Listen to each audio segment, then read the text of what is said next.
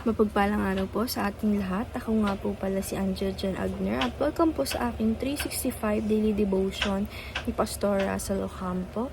At ngayong araw po ay February 9, 2025 at ang topic po natin ngayong araw ay Cessationism at naghihimala pa ba ang Diyos?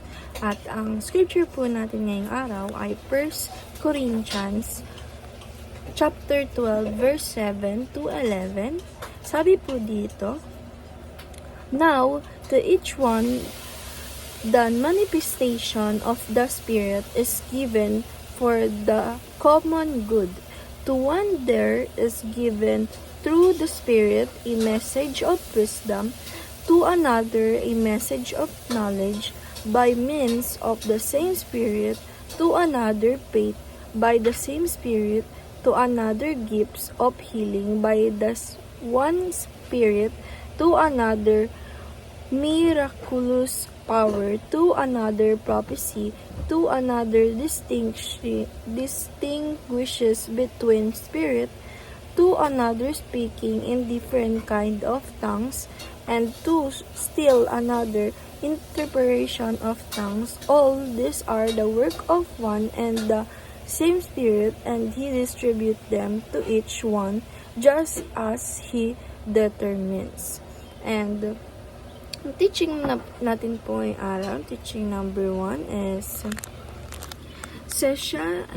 Cessationism teaches the miracles, prophecy, and tongues ceased after the apostolic era. Sabi po dito na yung cessationism is ito po yung about miracles, na naniniwala sila sa miracles, naniniwala sila sa prophecy and sa tongues, na bigla-bigla po yan nagsasalita yung tongue nila, tas kung ano-ano sinasabi, ganyan po na hindi natin maintindihan. At ito pong cessationism is pagkatapos po siya or after ng apostolic era is nagkaroon po ng cessationism na naniniwala sila sa miracle, but hindi sa miracle ng Panginoon. Yan po. And teaching number 2, cessationism helps balance extreme practices. Sabi po dito na yung cessationism, nakakatulong po ito, kapag po nalaman natin ito, is nakakatulong po ito na mabalance natin yung extreme practices na meron tayo na may non-cessationism and cessationism na naniniwala sa miracle, naniniwala sa miracle, prophecy and sa tongues, and meron din po na non-cessationism na naniniwala lang po sila sa ating Panginoong Diyos and sa mga miracle ng ating Panginoong Diyos. And teaching number 3, cessationism itself can be an extreme belief. Sabi naman po dito na yung cessationism, ito po yung pinaka-extreme belief na makikita natin dahil sobrang dami daw po ng cessationism na iba't iba. Like yung iba, inooperahan yung kapwa nila Christians, and yung iba, nagsasalita na parang aso na nagtatahol daw po, and yung iba naman po na humihiga, yung pag ginahawakan sa ganito, tapos biglang humihiga, in vain, parang ganyan po.